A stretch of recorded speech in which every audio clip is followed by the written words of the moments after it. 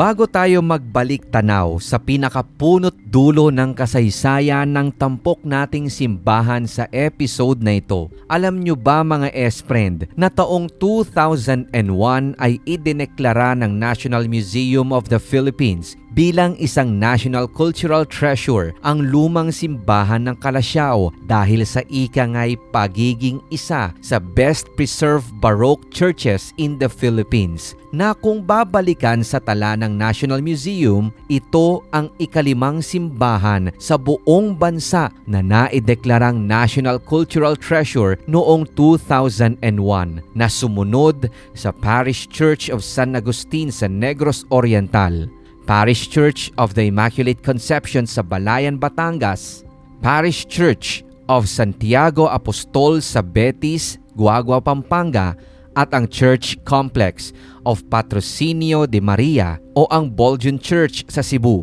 Sinundan ito ng pag-i-install ng marker sa San Vicente Ferrer Church Complex ng Dupax del Sur sa lalawigan ng Nueva Vizcaya na atin ding itatampok sa mga susunod na episode ng Visita Iglesia segment.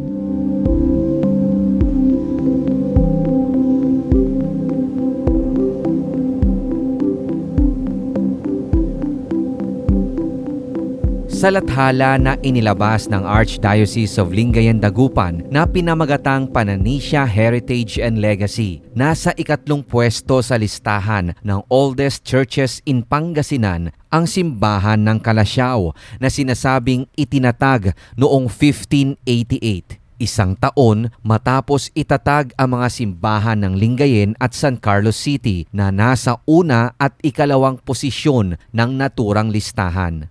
Kung susumahin ngayong 2025, nasa 437 years old na ang simbahang ito.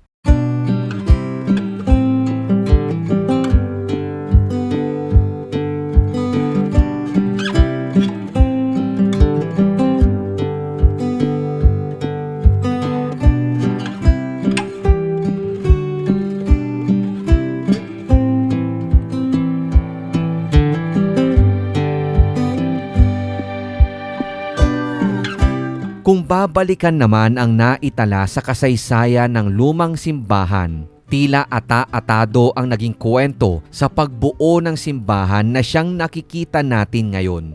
Sa pagitan ng late 17th century hanggang 19th century, sinikap na kompletuhin ng Dominican Provincial Chapter ang Parish of Calasiao na kalaunan ay isinailalim sa patronage ni St. Paul.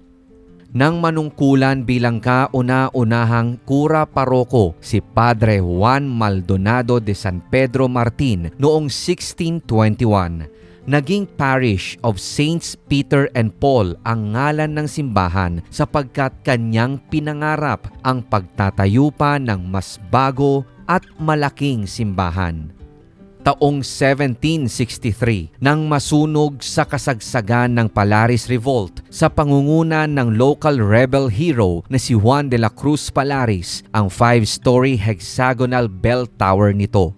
Kung babalik tanawin, nagtatayo Nagtago sa alias na Pantaleon Perez si Palaris at ang nangyari sa simbahang ito ay kahalintulad din ng mga sinapit na mga luma at naunang itinayong simbahan sa bayan ng Malasiki, San Carlos na dating tinatawag na Binalatongan at maging sa lungsod ng Dagupan na una ring tinawag na Baknotan.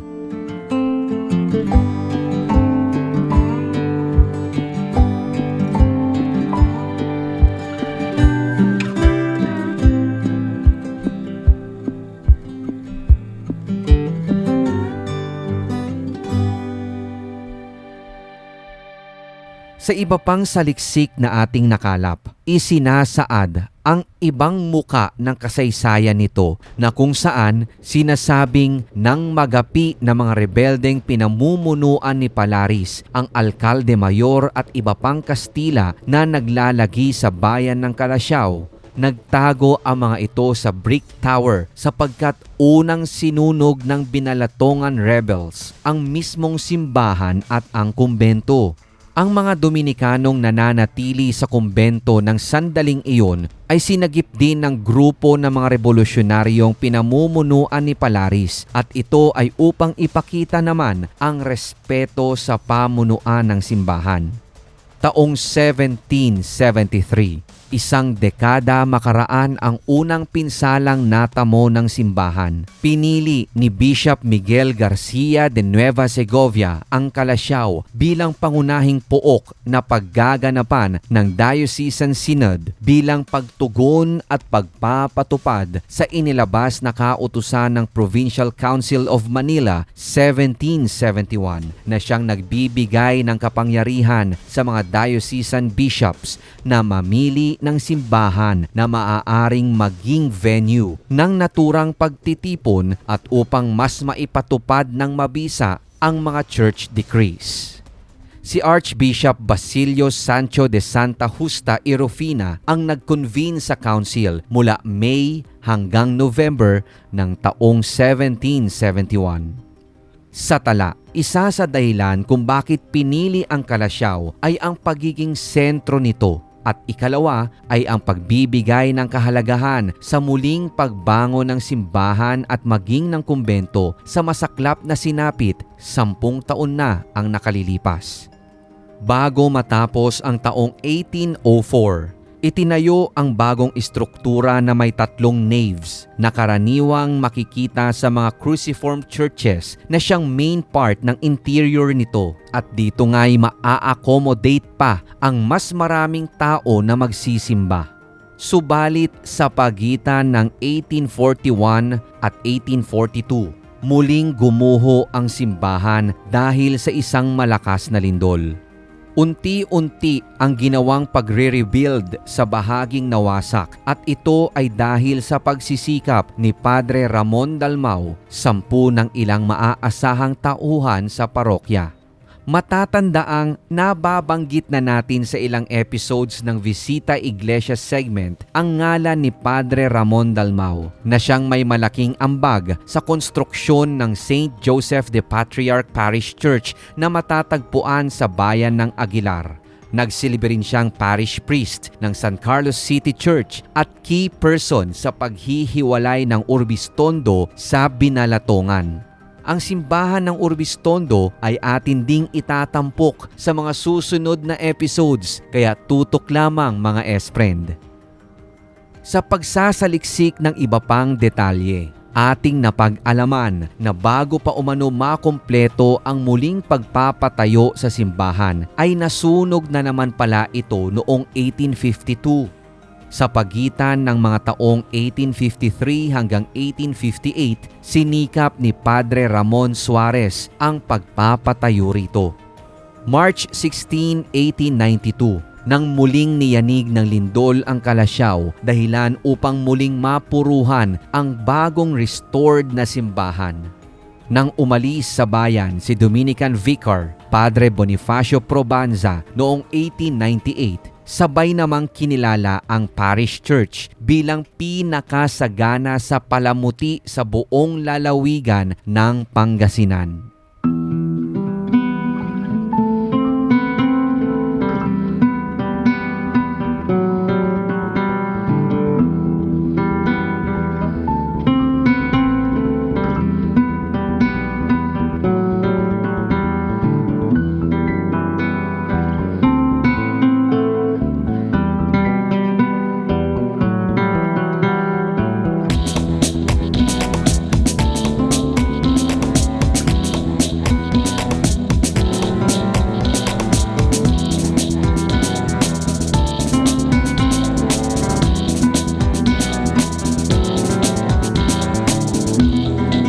Sa panahon naman ng pananakop ng mga Amerikano, ang mga secular priest ang nag-take over bilang mga administrator sa parokya. Dahil sa gaganaping Christ the King noong 1936 at saktong ang Kalasyaw ang magho-host, muling isinaayos ang istruktura. Taong 1945, nang ilipat sa Kalasyaw pansamantala ang Lingayen Cathedral and the Archbishop Palace sapagkat isa ito sa mga malubhang napinsala sa nagdaang World War II. Bukod pa rito, maituturing na survivor ang istruktura sa panahon ng digmaan sapagkat sinasabing 3 liberation bombs ang inihulog sa lokasyon ng simbahan at maging ng kumbento. At alam nyo ba mga esprend na himalang hindi sumabog ang mga ito? Sa pagtatapos ng World War II, itinalagang kura paroko si Padre Juan Bello. Sa isang panayam kay Monsignor Luis B. Ongson, nabanggit niya na may isang butas na matatagpuan sa ikalawang palapag ng kumbento at ito ay ang lugar basbasan para sa mga plague victims noong 17th at 18th centuries. Inilalabas lamang daw ng pari ang kamay nito mula sa naturang butas upang hindi rin siya ma-expose sa nakamamatay na virus. Sa ngayon nga daw ay sinelyuhan na ang butas at tanging outline na lamang ang visible rito. Naitampok rin umano ang isang malaking wooden table na nasa parehong palapag ng kumbento sa pelikulang Mga Kuwento ni Lola Basyang, partikular sa The Sleeping Beauty episode. Sa aming paglilibot, napansin rin namin ang isang bahagi na ito ng simbahan na siyang istrukturang dinaraanan ng mga galing sa kumbento patungo ng simbahan na ngayon ay kakikitaan na ng malaking damage dahil na rin sa kalumaan sa pagtakbo ng panahon.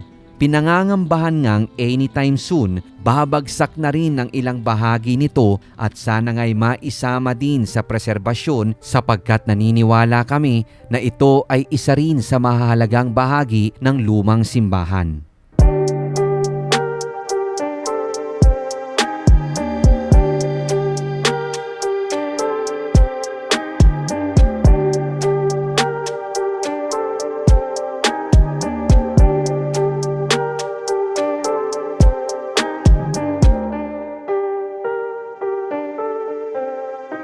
So kanyo makikita, ayan o, ang ganda ng pagkakasalansan niya nung bricks.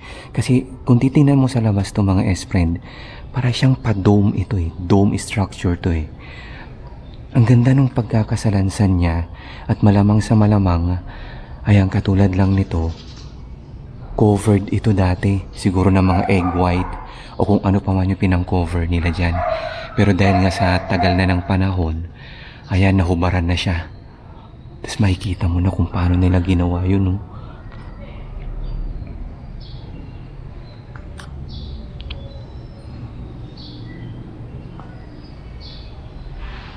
Wala akong idea mga S-friend na kung ano yung pinaka-exact na gamit nito. Pero kasi kung tutumbukin nyo, ito tingnan nyo rin muna.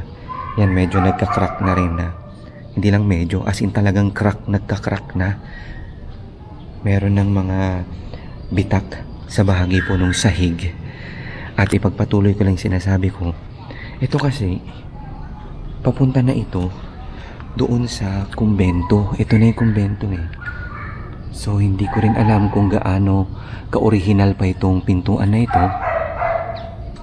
Pero kung titingnan mo yung itsura niya, parang galing pa doon talaga sa, as in doon sa pinaka-original na ikinabit na pintuan nung kinonstruct itong bahaging ito.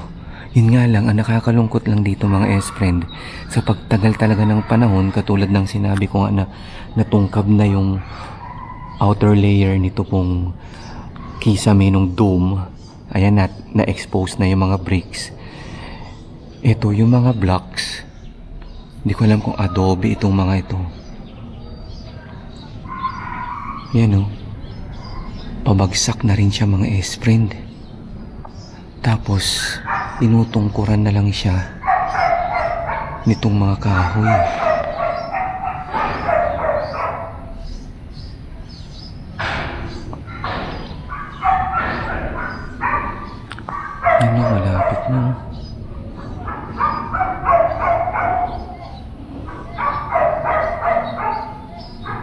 Tapos, ito, nilagyan na lang. Nandito na yung mesa. Siguro mesa ni Father to.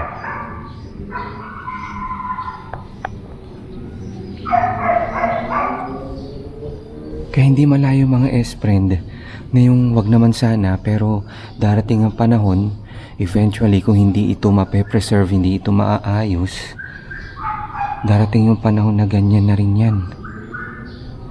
Yung pinsala niya. Ito na yung bintana. Tsaka, ayan na yung simbahan. Katulad lang din nitong kabila. Tinutungkuran na rin siya nung kahoy. Kasi pabagsak na yung mga blocks niya.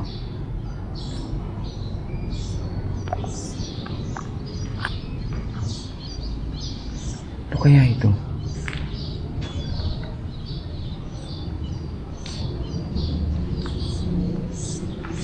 Wala. Ito yung Santo Niño. May hagdanan. Ano kaya to? Hindi kaya part din ito ng kumbento dati. Tapos dito nag-i-stay yung kura paroko, ganun. Ayan, yun nga lang dito sa bahaging to mga S-friend. Talagang damage na siya. Open na siya.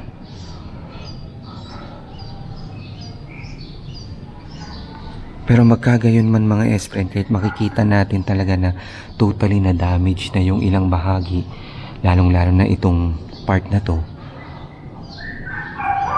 wag pa rin natin alisin yung katotohanan na ang tibay ng structure, dahil malamang sa malamang ito ay bahagi din ng original na ginawa doon sa simbahan o strukturang ginawa na bahagi o kinabit sa simbahan, lalong-lalo na nung mga panahon pa ng Kastila. Isang pruweba na nga dyan mga S-friend kung gaano nakaluma itong mga bricks na to. Ilang lindol na yun nadaanan nito mga S-friend, kaya malay ba natin kung recent lang nitong 2024-2023 nung yumanig ulit yung lupa dito sa Northern Luzon, ito na yung kinahantungan niya. At least naabutan at na-document pa natin mga S-friend. Ito na, nalaglag na yung bricks niya.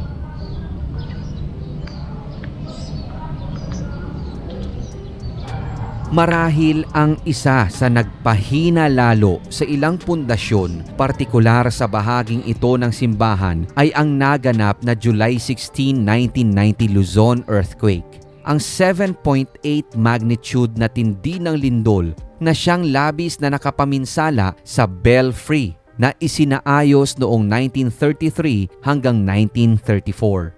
Ito rin ang nagbunsod upang mag-reconstruct ng panibagong bell tower na kawangis ng sa orihinal.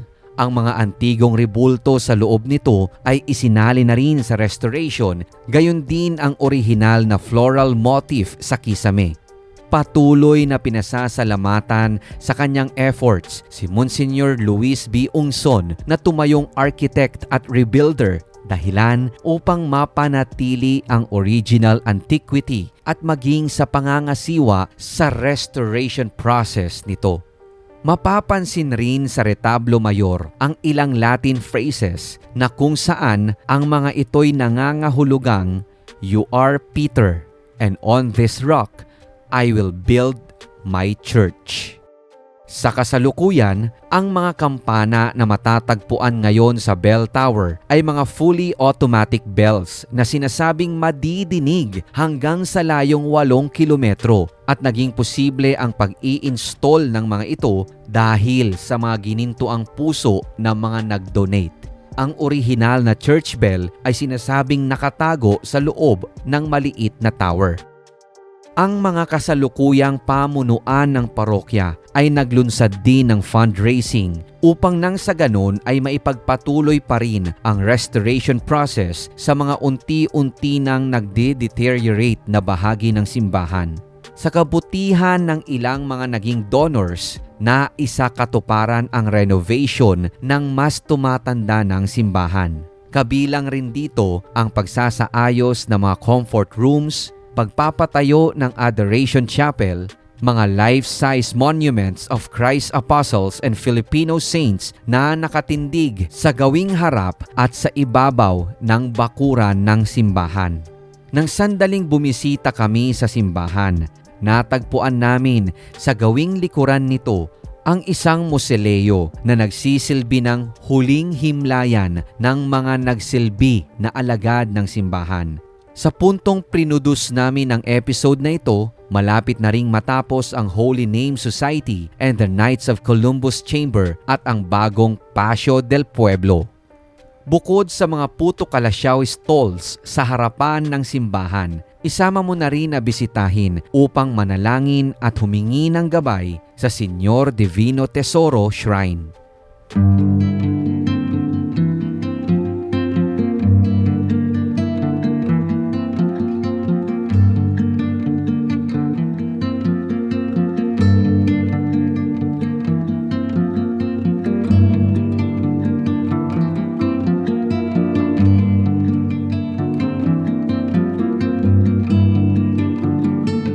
Kung babalik tanawin ng kasaysayan, ang bayan ng Kalasyaw ay itinatag ng mga Dominikano noong taong 1588 na siyang naglagay sa bayan bilang second oldest town in Pangasinan.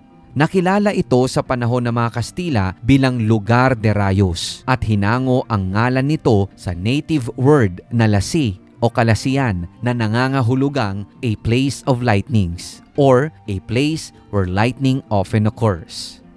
Since nandirito na rin tayo sa Kalasyaw mga S-Friend, abangan nyo na rin ang ating Sementeryo Series segment na katatampukan ng ating exploration sa lumang sementeryo ng bayan ng Kalasyaw. Gayon din ang ilang bahagi ng forgotten train stations na matatagpuan sa parehong bayan. Kaya manatili lamang nakatutok at isave ang ating playlist links na matatagpuan sa cards and screens o kaya sa description ng videong ito.